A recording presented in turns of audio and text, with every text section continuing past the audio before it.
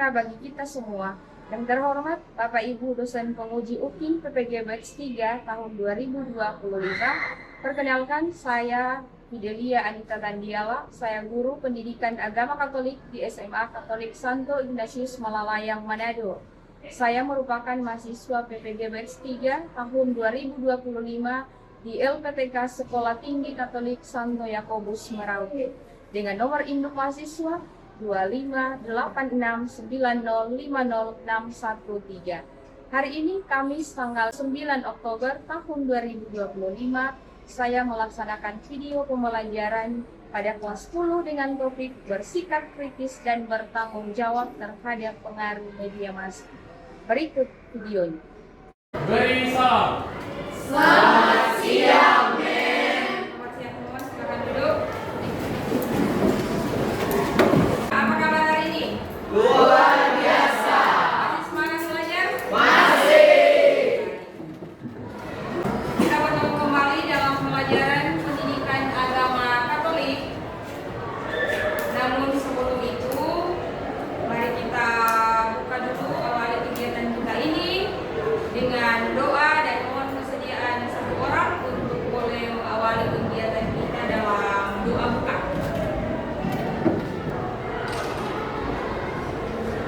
Mari kita satu dalam Nama Bapa dan Putra dan Roh Kudus. Amin. Ya Allah, puji dan syukur kami aturkan hanya kepadamu, begitu banyak daya dalam hidup ini, yang hanya dapat menjauhkan hati dari dalam. Tapi ada juga keinginan yang membuat kami semakin dekat kepadamu. Ya Allah, ajar kami untuk setia kasih kepadamu. Bangunkanlah kami belajar bagaimana demi Kristus Tuhan dan Tuhan kami. Dalam nama Bapa dan Putra dan Roh Kudus. Amin. Oke, terima kasih. Silakan duduk kembali. Siapa yang tidak hadir? Minggu lalu kita sudah belajar tentang materi suara hati. Siapa yang masih ingat apa itu suara hati? Suara yang keluar dari hati. Suara hati adalah suara yang keluar dari hati. Oke, baik. Terima kasih. Apa lagi yang Anda ingat mengenai suara hati? Cara membina suara hati. Lagi membaca kitab, mengikuti suara hati atau kata hati, mengikuti kegiatan hati. Oke, baik, luar biasa. Kita beri tepuk dulu. Nah, sebelum kita masuk pada materi yang baru, kita bakal semangat dulu dengan yel Anak Indonesia Hebat. Anak Indonesia hebat. Hebat, cerdas, berkarakter. Anak Indonesia hebat. Sehat, cerdas, berkarakter. Oke, terima kasih. Silakan duduk. Sebelum kita masuk pada materi yang baru hari ini, Ibu akan memberikan beberapa pertanyaan. Yang pertama, pernahkah kamu membaca berita di media sosial yang ternyata tidak benar?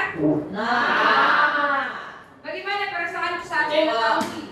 Kecewa. Yang kedua, apakah semua yang viral di media sosial pasti benar dan layak dipercaya? tidak. Kira-kira alasannya apa? Sebagian. Ya, karena tidak semua Benar. maka tidak semua benar. Yang ketiga, bagaimana caramu memastikan bahwa sebuah berita atau postingan itu benar sebelum kamu baca? Mencari informasi. Yang keempat, menurut kamu apakah akibat kalau seseorang asal menyebarkan berita yang belum pasti kebenarannya?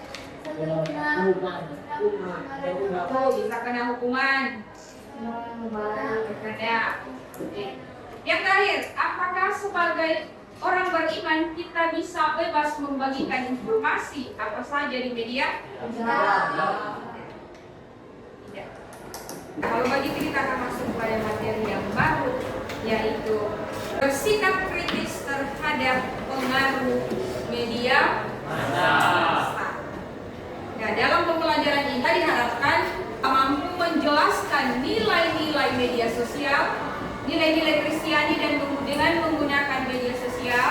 Yang kedua, setelah pembelajaran diharapkan mampu menganalisis dampak media sosial secara kritis, baik itu dampak positif maupun dampak negatif. Yang ketiga, dapat menumbuhkan sikap iman, yaitu berdoa. Sebelum kita mendalami materi kita, Ibu akan memberikan beberapa pertanyaan yang disebut dengan pertanyaan diagnostik. Yang pertama, kira-kira apa yang kamu ketahui tentang media sosial? Oke? Media adalah saluran atau alat yang digunakan untuk menyampaikan informasi atau hiburan khayalan. Media. Yang kedua, media apa saja yang kamu ketahui? Oke? Media masa ada beberapa jenis. Contohnya media pertama media cetak. Contohnya itu ada koran. Oke. Yang kedua itu Media massa. Media apa lagi? Contohnya televisi atau radio. Yaitu media digital atau media online. Misalnya pada blog atau maktabot. Oke, baik. Terima kasih. Itu beberapa jenis media massa. Yang ketiga, bagaimana media sosial mempengaruhi cara kita berpikir dan bersikap? Apakah media sosial bisa mempengaruhi cara pikir kita? Oke, baik. Menurunkan konsentrasi, konten cepat dan pendek membuat kita terbiasa dengan informasi instan, sulit fokus jangka panjang. Sudah tersebut sulit fokus untuk jangka panjang. Baik, terima kasih. Yang berikut, bagaimana cara kita menggunakan media sosial untuk kebaikan? Oke, Dengan menyebarkan informasi yang bermanfaat seperti edukasi, motivasi, atau tips yang berguna bagi orang lain. oke, terima kasih. Baik sekali. Yang terakhir, kira-kira apa dampak dari postingan yang tidak bertanggung jawab? Oke, Penyebaran hoax atau informasi palsu atau menyesatkan masyarakat. terima kasih luar biasa. Kita melihat langsung. Nah, mari kita lihat apa itu yang disebut dengan bersikap kritis. Bersikap kritis tidak berarti bahwa menolak mentah-mentah tentang media, melainkan kita mencoba menyaring dan mampu mempertanggungjawabkan apa yang kita pilih dan kita percaya. Sikap kritis juga berarti mampu mempertimbangkan baik buruk sesuatu hal, selektif, dan mampu membuat segala prioritas sebelum kita mengambil sesuatu. Dengan demikian kita akan sadar bahwa kita dapat menempatkan media massa pada tempat yang semestinya bagi perkembangan diri kita. Jadi jangan sampai media massa itu merusak pribadi kita, termakan dengan hal-hal yang tidak pada semestinya. Mari kita lihat beberapa gambar ini.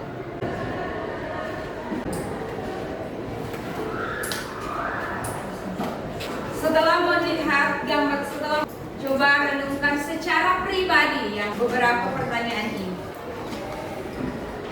Aplikasi apa saja yang sering dibuka oleh orang-orang dewasa ini di telepon genggam atau di handphone mereka? Kira-kira aplikasi apa saja yang biasa dibuka? TikTok, Facebook,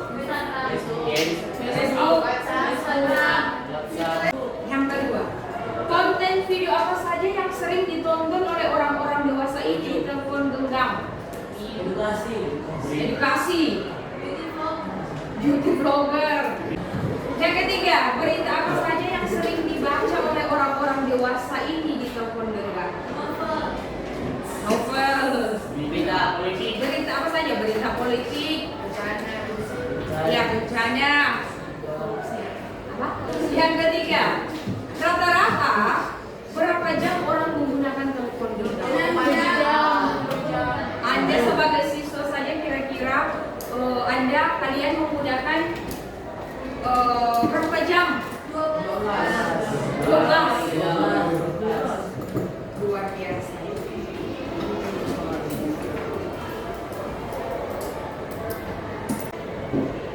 Banyak orang gampang termakan dengan berita hoax. Berita tidak benar. Nah, bagaimana cara kita menghindari hoax?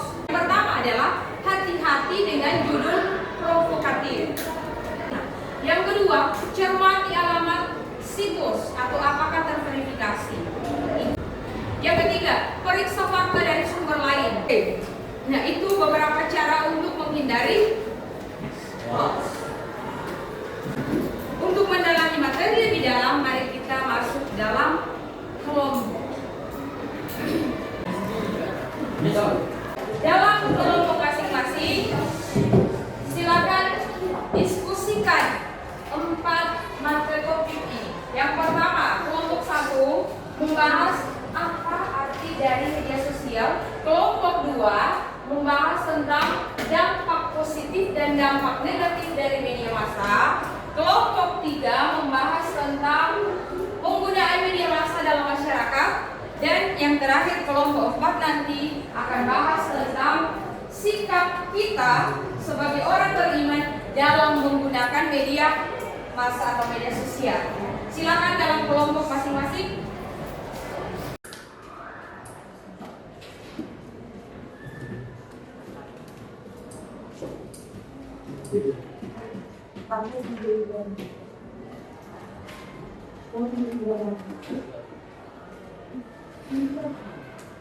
Jadi silakan menuliskan hasil diskusimu melalui LKPD yang sudah dibagikan ya.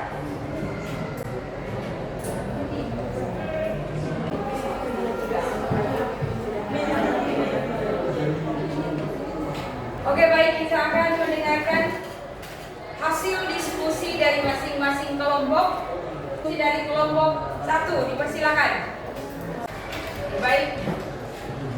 Terima kasih atas kesempatan yang diberikan. Saya mewakili dari kelompok 1 akan memberikan jawaban dari kelompok kami yang sudah didiskusikan. Apa itu media massa? Media massa adalah sarana atau alat komunikasi yang digunakan untuk menyampaikan pesan atau informasi kepada banyak orang atau khalayak luas secara serentak. Contohnya media cetak, pertama koran atau misalnya majalah. Yang kedua, contoh dari media elektronik yaitu televisi atau radio. Contoh yang ketiga dari media digital atau online, contohnya portal berita atau blog. Dan ada juga ciri-ciri. Contoh yang ketiga dari media digital atau online, contohnya portal berita atau blog. Dan ada juga ciri-ciri dari media massa. Yang pertama, menjangkau banyak orang, bersifat publik dan terbuka, memberikan informasi cepat yang tersebar. Yang terakhir, bisa menyampaikan opini masyarakat. Oke, baik. Terima kasih untuk kelompok 1. Kita berikan Terima kasih atas kesempatan yang diberikan. Saya perwakilan dari kelompok 2 akan menyampaikan hasil diskusi kami tentang membahas dampak positif dan negatif media massa. Dampak positif ada beberapa. Salah satunya menyebarkan informasi dengan cepat, terus ada meningkatkan wawasan dan pengetahuan masyarakat. Ada juga menjadi sarana hiburan dan rekreasi. Terakhir sarana edukasi dan pembelajaran. Dampak negatif pertama, penyebaran hoax dan informasi palsu. Ada juga kecanduan media atau terutama digital. Terus menimbulkan kecemasan berlebihan, privasi terganggu, serta menyebarkan kebencian dan provokasi. Terima kasih. Oke, baik. Terima kasih. Itulah hasil diskusi dari kelompok 2. Terima kasih sudah memberikan kesempatan bagi kami kelompok 3. Ini adalah hasil dari pembahasan kami mengenai penggunaan media massa dalam masyarakat. Media massa digunakan untuk berbagai kebutuhan masyarakat seperti pendidikan, contohnya TV edukasi, artikel online, tutorial. Lalu yang kedua, informasi seperti koran, berita online, radio. Lalu yang ketiga, hiburan, film, seperti film, musik, acara TV, konten TikTok atau YouTube. Lalu yang keempat, ekonomi seperti iklan produk, promosi usaha, belanja online. Lalu yang kelima, politik seperti kampanye, debat publik, penyebaran informasi kebijakan. Lalu yang terakhir sosial dan budaya, seperti melestarikan budaya lewat dokumenter atau media digital. Oke, baik, luar biasa. Terima kasih kelompok. Kita lanjut, teman. Oke. Saya perwakilan dari kelompok 4 akan membagikan hasil diskusi dari kelompok kami, yaitu sikap kita dalam menggunakan media.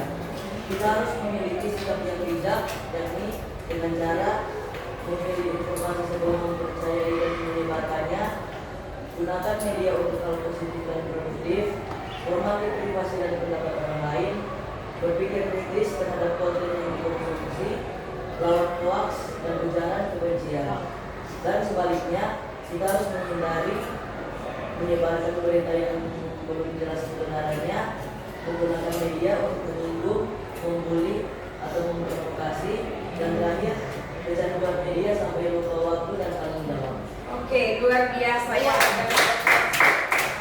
Tepuk salam untuk kita semua. Tepuk salam. Jempol, jempol, jempol, jempol. Salut. Oke, luar biasa. Masih dalam kelompok yang sama, kita akan masuk dalam bagaimana pandangan kitab suci dan ajaran gereja tentang sikap orang beriman terhadap media massa. Dan masih dalam kelompok, silakan membaca Markus 2 ayat 23 sampai 28. Masing-masing ayat kitab suci.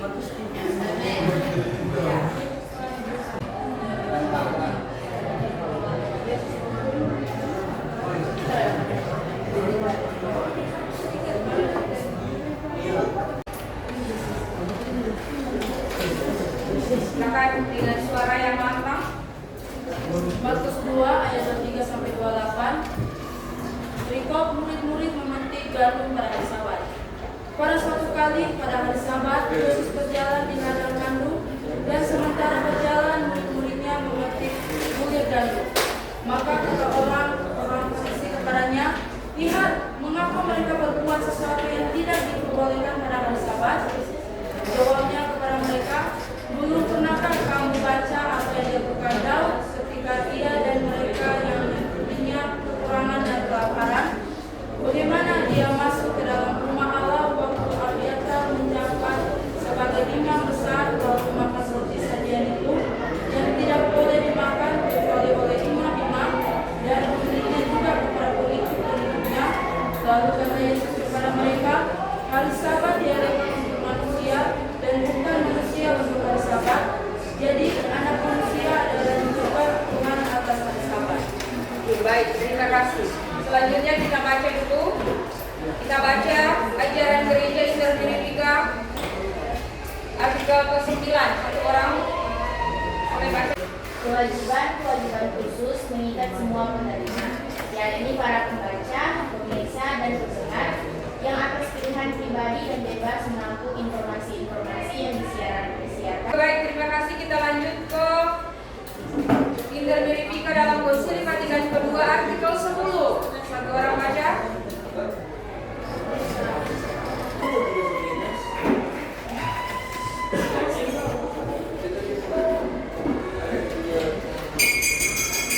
Hendaknya para penerima, terutama di kalangan kaum muda berusaha, supaya dalam memakai upaya-upaya komunikasi sosial, mereka belajar mengendalikan diri dan menjaga ketertiban.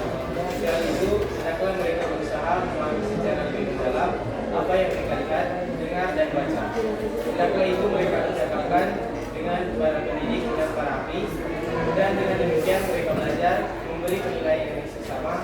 Sedangkan para orang tua hendaknya menyadari sebagai kewajiban mereka menjaga dengan sungguh-sungguh supaya tayangan-tayangan terbitan tercetak dan lain sebagainya yang bertentangan dengan imam, iman, serta tata susila, jangan sampai memasuki abang pintu rumah tangga, dan jangan sampai. Baik, terima kasih. Berdasarkan kitab suci tadi dan Intermedika 9 dan 10, masih dalam kelompok, silakan menjawab pertanyaan yang ada dengan menggunakan PKPD yang sudah dibagikan sama dengan kelompok pertama, ya. Silakan.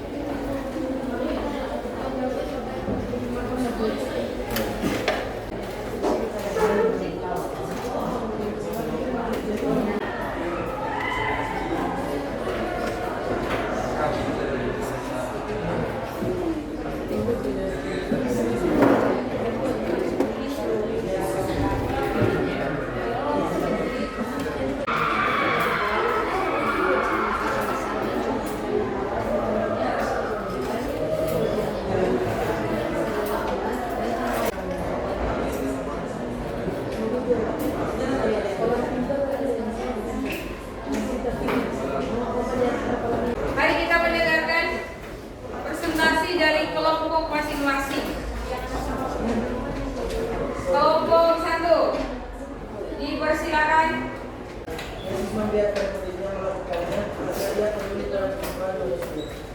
Karenanya adalah seperti orang tua Yesus yang taat dan bersama bait Allah.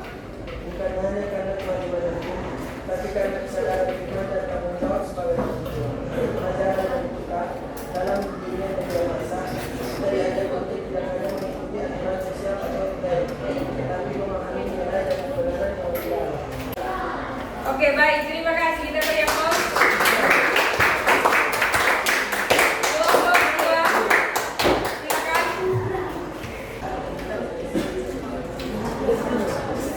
Silakan kelompok dua. Lagi soalnya. Apa maksud hari Sabat diadakan untuk manusia dan bukan manusia untuk hari Sabat? Artinya bahwa peraturan dibuat untuk kebaikan manusia, bukan manusia yang diperbuat oleh peraturan. Oke, baik, terima kasih. Kita beri aplaus. Selanjutnya dari kelompok tiga. Apa saja kewajiban para pemakai media komunikasi sosial? Kewajiban pemakai media yang pertama, menggunakan media dengan bijak dan sadar, seperti tidak asal menyerap atau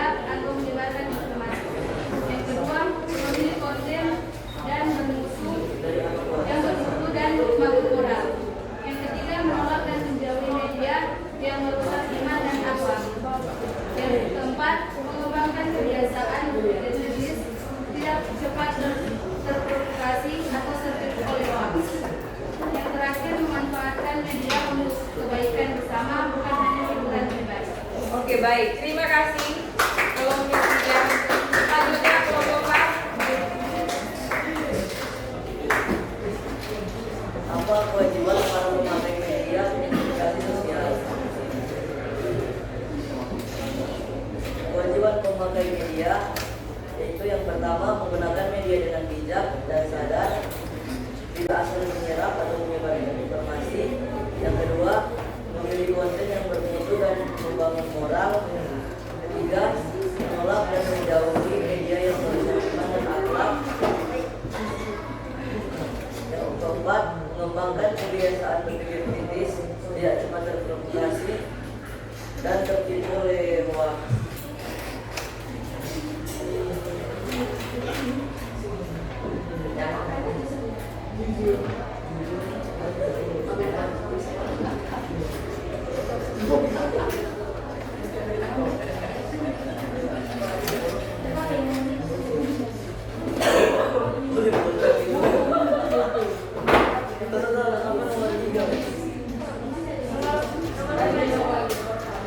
Apa kewajiban kaum muda dalam menyikapi dan menggunakan berbagai kemajuan media sosial maupun media elektronik?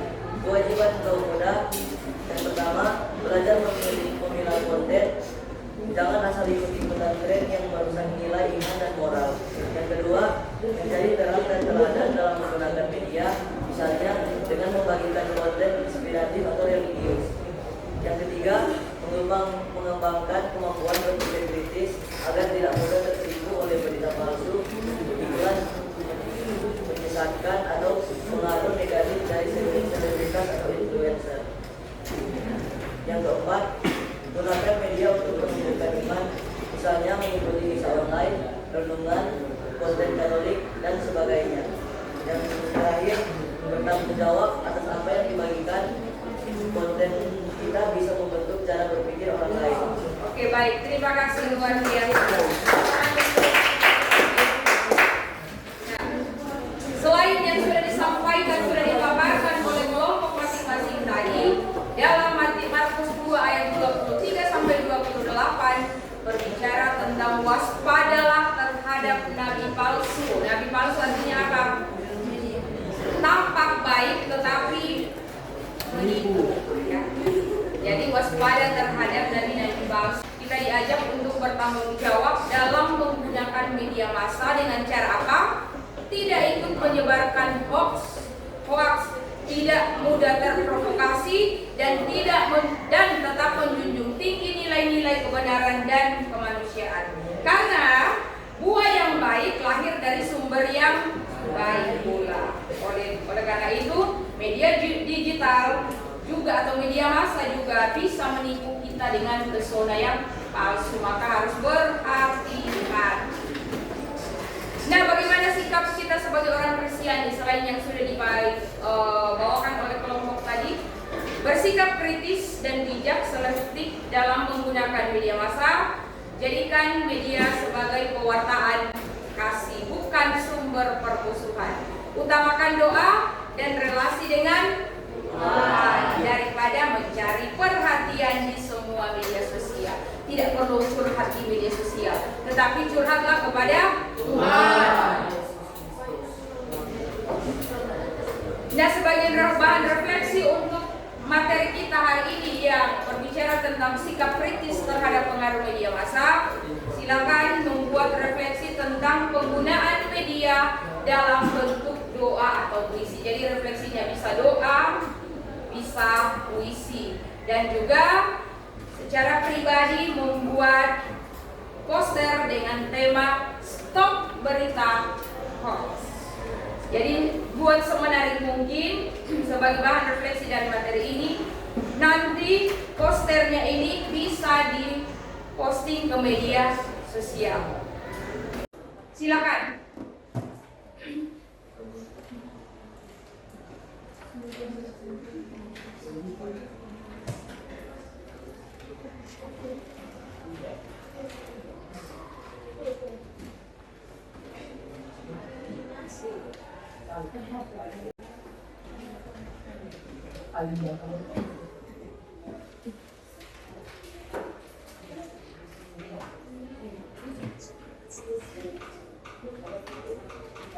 Terima kasih. Demikian pertemuan kita untuk hari ini. Sampai jumpa di pertemuan berikutnya dengan materi tentang ideologi dan gaya hidup. Dan mari kita tutup pembelajaran kita hari ini dengan sama-sama menderaskan dari Mazmur 75 ayat 1 sampai 11. Dalam nama Bapa dan Putra dan Roh Kudus. Amin. Allah yang hakim yang adil, untuk memimpinnya juga menurut laku, jangan memusnahkan sumber asal nyanyian. Kami bersyukur kepada-Mu, ya Allah. Kami bersyukur dan orang yang menyerukan nama-Mu, menceritakan perbuatan-perbuatan-Mu yang ajaib. Apabila aku menetapkan hukumnya, aku sendiri akan menghakimi dengan kebenaran. Bumi dan semua penduduknya, tetapi aku yang aku berkata kepada pembuat, jangan membuat, dan kepada orang fasik, jangan meninggikan tanduk, jangan mengangkat tanduk tinggi-tinggi, jangan berbicara dengan keterangan.